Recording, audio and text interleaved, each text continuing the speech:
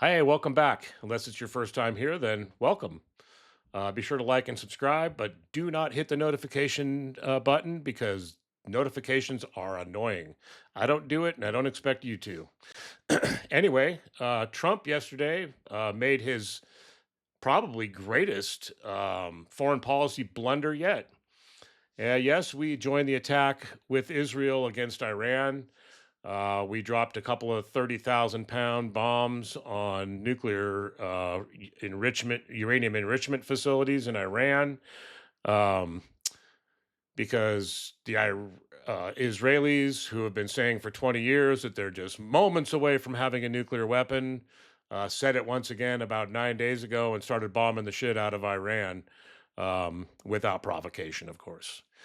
Um, you might say, "Oh, but the terrorism." We'll get into that. So anyway, it's a mistake. I firmly believe that. Um, Maybe there'll be regime change over there somehow. Maybe the people will overthrow the Ayatollah system. Maybe they'll not. Maybe they'll come to the table. They were already at the table though. And anyway, so it was. I think it was a mistake. I don't think it's going to end up doing us any good. And I'll get into the reasons why. First of all, Iran was enriching nuclear materials, uranium, and trying to come up with a nuclear bomb. Um, I'm not a big fan of nuclear weapons. I think they should be abolished, and I don't think anyone should have them.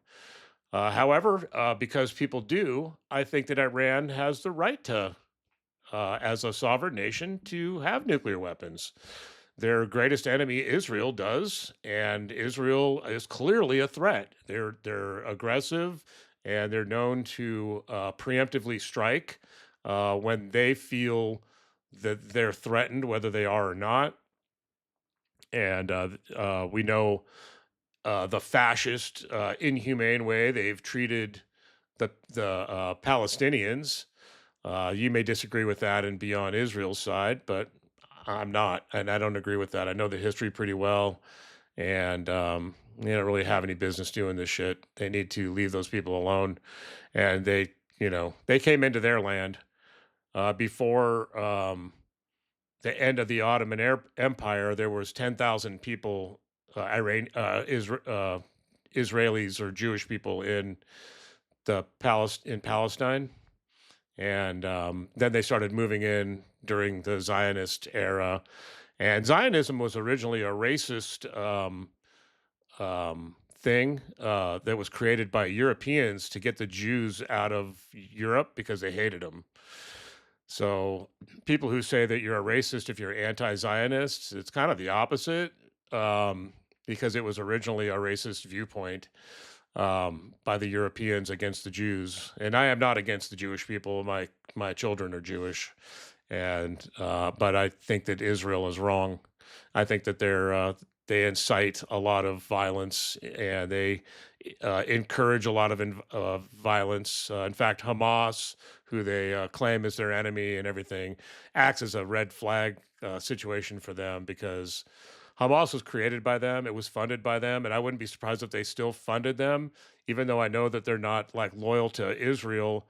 I think the Israelis allow them to exist so that they can have a reason to further put the boot down on the Palestinians, because their goal is and always has been to drive them out in a genocide like ethnic cleansing um, deal. They haven't been able to because of world opinion, but that's what they want to do. They want to ethnically cleanse them and get them out of what they consider the biblical lands. Um, Incidentally, the biblical lands that were promised to them by God have never been achieved. Israel has never held, even in biblical times, has never held all those lands that you could look it up and then look at a map, and then you'll see that I'm right. But anyway, they've never held that territory. They're newcomers to the area, and you might say, "Oh, but look at the Bible." And I'm like, "Yeah, look at the Bible, because if you go back far enough, they came from somewhere else, Samaria, probably. They brought Sumerian religion with them and then just kind of changed it up a little bit. And then God orders them to commit genocide against the people of Canaan. So they were comers from the start. So yeah, they came and took that land, and I'm not against immigrant or migration. I mean, migration is a natural thing. But to say that somehow they're entitled to the land when they were gone for 2,000 years, and then they could come in and just dictate everything, it's not doesn't necessarily work that way. But anyway, that's neither here nor there. Iran's been telling us for many, many years, for a couple of decades now, that Iran is on the verge, or just minutes away from having a nuclear weapon. I'm exaggerating, but that's what they've been saying for 20 years, and it's given them the opportunity to go in there and drop bombs on enrichment plants and such, and it's bullshit. It was bullshit this time. It was bullshit the other times. They are trying to develop a nuclear weapon, but like I said, I don't really have a problem with that. I mean, everybody has nuclear weapons nowadays. Pakistan, Iran, or Israel, United States. So why shouldn't Iran? Especially, like I said, when they have an enemy so close as Israel, who is obviously very aggressive. So the problem with Iran, you think, is because, oh, well, they're terrorists and all this stuff. Well, they weren't always. We kind of made them that way. And so you can't really blame them for their mistrust of the West and of Israel, who is actually the West too. Uh, s- our relationship with them goes back a really long way. In fact, in the 1600s, like 1630s, there were daily articles about Persia in the local papers like the Boston Gazette and the Philadelphia paper and New York paper, the other Boston paper, and a lot of the surrounding areas papers, because we were really enamored with what was going on over there. And if you don't know the history, I'll tell you what was going on was that Iran used to have part of Afghanistan as their territory. They had all the way up to Georgia, Azerbaijan, Georgia, and then all the way into Iran, parts of India. You could say Pakistan, but Pakistan didn't exist yet. It was India at the time. But and so the Ahmed, I think was his name. He was the leader of the Afghans. He was started a rebellion against them. And so Americans who were pretty prejudiced against Muslims because the Muslims had taken the Holy Lands of the Ottoman Empire, plus they had invaded Europe. In fact, they had gotten all the way to Vienna at one point, and there's still Muslims in like uh, Kosovo and you know that area and today because of the Islam, the invasions by the Ottoman Empire and the Mohammedans.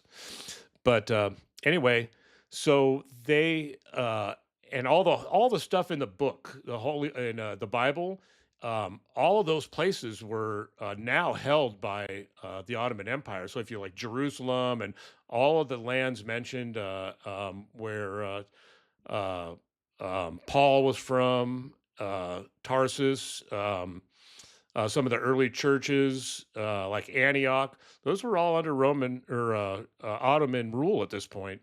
So they were very much against the Ottomans. In fact, they just thought that they were a threat to Christianity. Now, the Persians, on the other hand, well, the Persians had Cyrus the Great, who had conquered the Babylonians and set the Israelis free, or that was Judah actually, because if you don't know the Bible or history, what had happened was that the two countries that were Israel split into two, and one of them, the northern one, became Israel, who was assimilated, conquered by the Assyrians and assimilated and ceased to exist.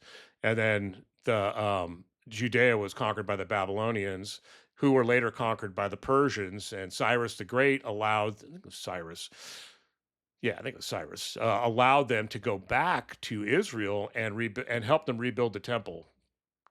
King Solomon's temple. And the temple we saw around Jesus' time that we know, and we've seen, models of it and stuff like that, was actually rebuilt by Herod the Great. So it was much smaller and not as elaborate when the Persians helped the Israelis or Judeans build it. But anyway, so they were favorable to the Persians for that reason. Plus, you've heard the term East of Eden. Well, that's where Persia is. It's east of Eden, and so none of the biblical places are in the Persian territory. They're all in the Ottoman territory. So there was this very much a religious prejudice and love of the Persians by Americans. In fact, we eventually sent missionaries over there, not to convert the Shiites, which they didn't even know that they were. Some people didn't even know they were Muslims. They just knew that they were against the Muslims, the Ottoman Empire, who were the Muslims in their eyes. But they knew that there was a battle between Shia and Sunni Muslims. The difference is that the Sunnis believed after Muhammad died that they should be able to elect by council the next caliph or leader of Islam, and the Persians believed that um, it should be who Muhammad chose as his successor, which was his cousin Ali, and so that's what created the split initially. And there's only a few differences now. In there's a couple of other differences too, but I'm not going to get into that because I probably don't understand it as much as a good Muslim would. I do have a Quran, but and I've read through it and stuff like that, but I don't understand it quite like a Muslim would, so I don't want to try to explain it. But anyway, so what happened was they believed that the Shiite were somehow better, and and they were. I mean, they were decent people. They were um, um, not a threat to the United States or anything like that, or to Christianity in the eyes of the Americans. But Americans started sending missionaries over to northern Iraq, to the Azerbaijan and stuff, because there were not to convert Shiites, like I said, but to convert Christians. See, there was some Christian sects up there. There were older Christian sects who hadn't evolved in Christianity like the Catholics and the Protestants had in the eyes of Catholics and Protestants. And in fact, there was kind of a battle going on to who Roman Catholics were trying to convert, and then the Protestants were over there trying to convert. So there was kind of a battle going on. But actually, I think it was a Presbyterian mission was over there. And there's actually, I think, still that church still exists to this day, and is still in, you know, being used. I don't know if it's the building, but the community. But anyway, so they were this older version of Christianity, and the Americans, Protestants, wanted to convert them to real Christianity, or a better, more modern Christianity, which is probably not better. Um, Christianity is great if you follow Christ, but unfortunately, Christians don't. Jesus was awesome. His teachings, I've read the Bible many times. I've studied Christianity, the history of it, the history of how it formed into the church and all that stuff, and then the history of Protestantism as well. And this older version was probably better. They probably actually followed uh, Jesus more, but they had different rituals and stuff like that. So that wasn't proper, to have these other rituals. They wanted to have shit. They probably followed the Didache. Um, but anyway, that's an ancient text, and is not really followed today. So, but anyway, so they went over. They were over there and doing their missionary thing, and there was no embassy or anything like that. So we didn't have like formal relations with them. But so it made that kind of hard on the Americans, because when stuff happened, well, they didn't have an embassy to go to or diplomats to talk to. So actually the Shaws protected them. They actually did a pretty good job. So they know we're going to protect the Americans, because they're not hurting anybody. So they actually kind of liked us. And then eventually, when Britain and France and Britain or and Russia were um, doing things like dividing up the country, going to war with them, and then signing, making treaties with them, and the treaties were always lopsided. They always gave immunity to British or French citizens or Russian, whoever it happened to be. It gave them the rights um, to exploit the resources and goods and productivity and stuff like that. And so they were really lopsided, and they were treated very poorly, as colonialists do. And so when the United States defeated the Brits in the Revolutionary War, the um, um, the Iranians were kind of looking towards us and going, "All right, these guys are anti-colonialists," and we said we were. It was a lie. We said we were, but S so they thought, well, maybe the Americans will help us out and we could sign treaties with them. And so they sought to have treaties with us and to have greater friendship with us, which would have been awesome, really, when you think about it. And eventually we saw that there was a potential for trade. And I mean, gosh, it's right in the crossroads of the world, in that area. So we saw the benefit of that, and the Strait of Hormuz and Persian Gulf, and it's like, wow, this might be to our benefit. So instead of going over there as friends, we went over there to make treaty with them.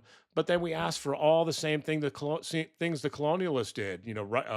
Mineral rights and that our people had immunity to prosecution, and stuff like that, which was ridiculous. I mean, we've done that in other countries, and what has that resulted in? Americans raping Japanese women or Filipino women and getting away with it. American military personnel and stuff. And so they were humiliated by the Europeans, and then once again humiliated by our demands. So they pretty much rejected it. But then they ended up going to war with Britain, and to have favorability with the Americans would have been a good thing, they thought. So they ended up capitulating and signing those agreements. And so America, we did the colonial thing and we took advantage of them and exploited them like the little bitches that we are. So we did the same thing that the Brits did. We're not any different. In some ways, we're worse. But anyway, just so eventually they signed the treaty, and then we didn't even build an embassy there. They didn't call them embassies at the time, but we didn't build an embassy there. We didn't have an ambassador, and they were kind of put off by that because here we'd exchange gifts with them and stuff. And then they thought, well, God, they spent all this money on these like diamond snuff boxes and this and that, but then they won't build an embassy. That's just weird. So they didn't understand that. And so that just kind of stayed that way for, I don't know, about 20 years. And then under the Buchanan administration, we finally ended up building an embassy over there.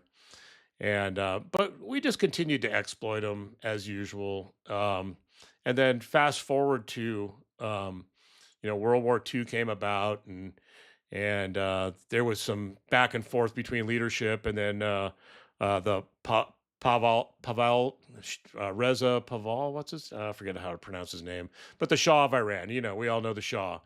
Um, he um, he ended up in taking over, and he was just an authoritarian dictator.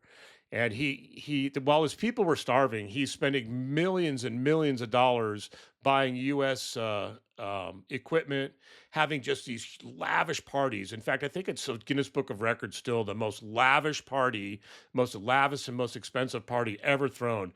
I mean, he imported food from all over the world. He got French chefs. And flew over all these dignitaries, presidents, kings and queens, and had just this elaborate, expensive food.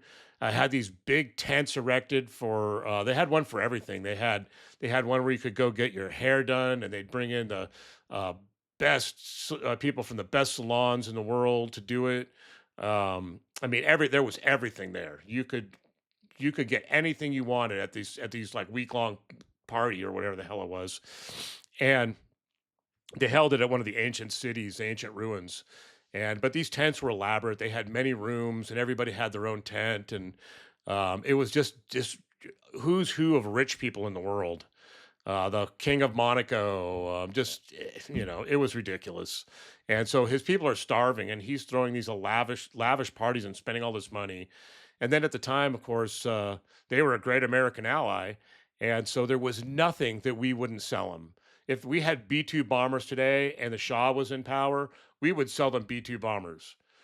We don't. Nobody else has B-2 bombers in the world but us. But because that's our thing, and we won't sell it to anybody else. We would have sold it to him. That's how it was. We sold him everything he wanted, and he was buying stuff left and right. He had the huge military, while his people starved. Yeah, just like Kim Jong Un and other dictators throughout the world. They end up lavishly with lavish foods and palaces while their people starved and building their militaries. Saddam Hussein was another one of them.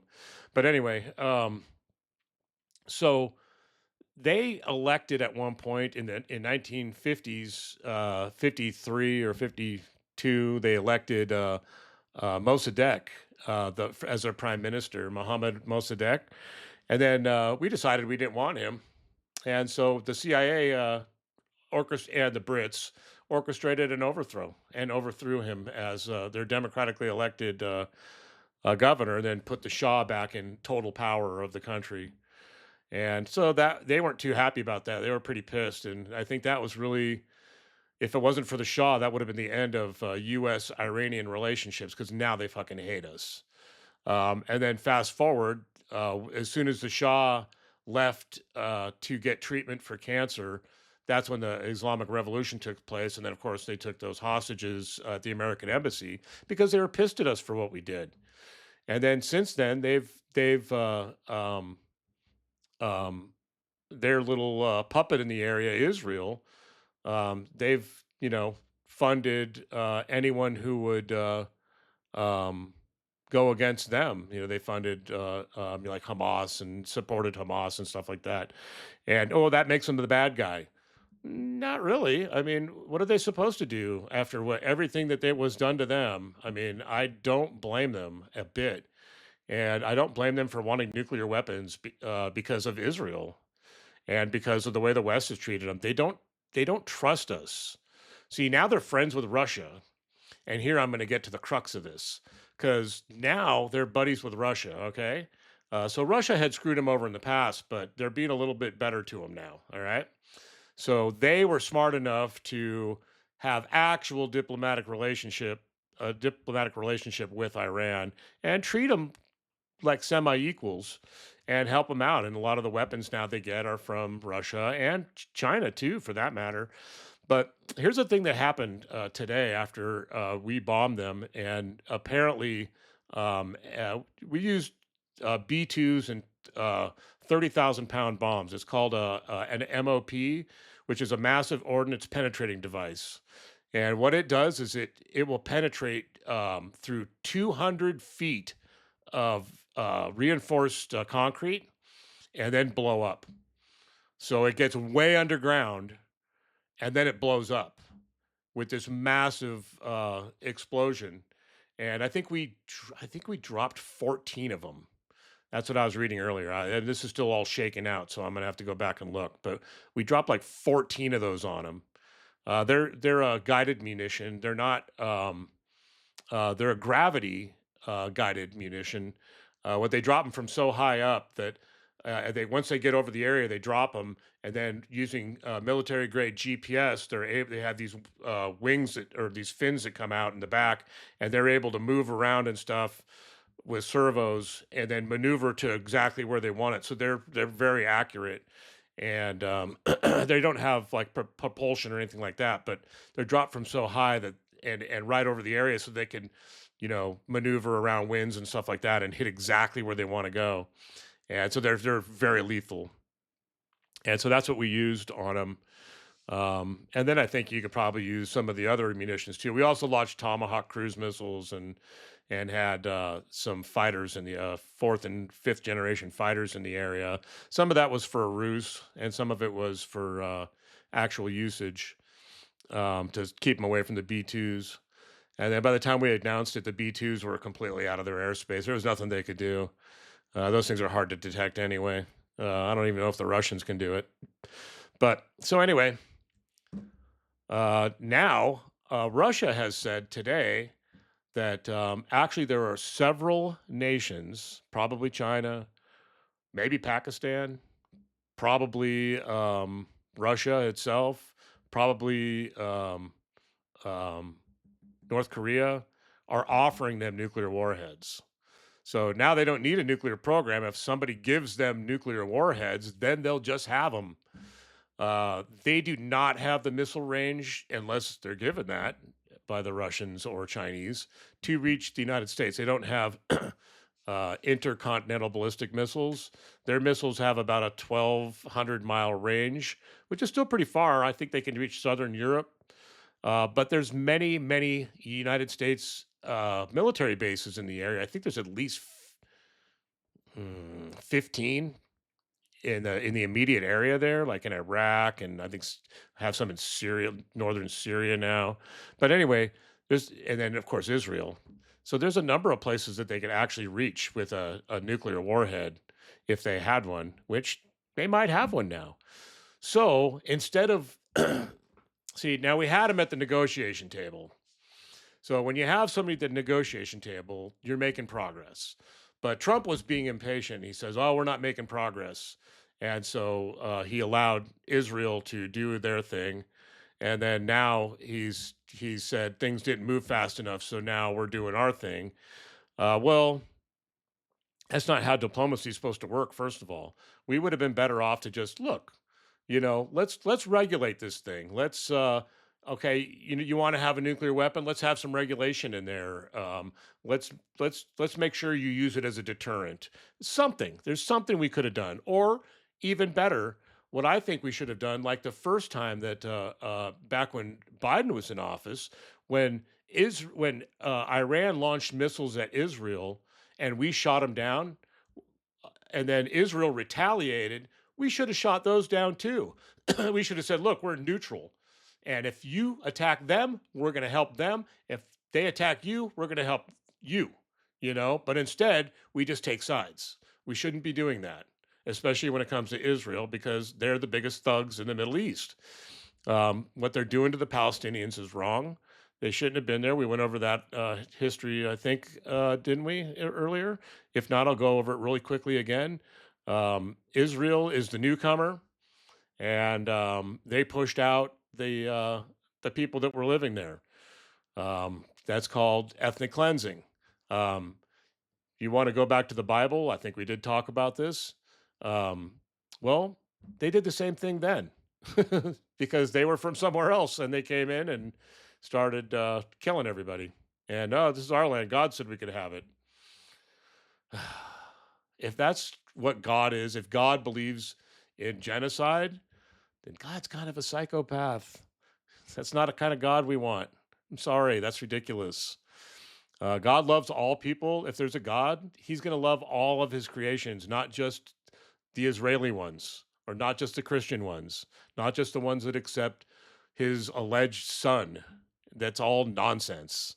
And we got to stop that shit because it creates prejudice in the world. But anyway, so I think this is going to be Trump's biggest foreign policy blunder. I do hope I'm wrong, and I hope that we're actually able to overthrow the Ayatollahs, because I don't think they're good. I'm not a big fan of them, but that happened because of us and because of our foreign policy. Let's hope that this doesn't set us back. I would love to see him come to the table and say, "Hey, let's be free." But and get rid of the Ayatollahs and have a democratic government. But unfortunately, we all know what's going to happen. America is going to put a dictator in there, just like we did before, just like we did everywhere else. We've had our grubby little paws. We're going to put a dictator in there so that we can exploit the people, so we can take the oil, so we can control shipping lanes, the same things we always do. So I don't think it's going to either way. I don't think it's going to work out good for definitely not for the Iranian people. and ultimately not good for us because it just makes people hate us more. This was a mistake. This was Donald J. Trump's, I believe, biggest foreign policy blunder yet. We shall see. Uh, like and subscribe. Peace out.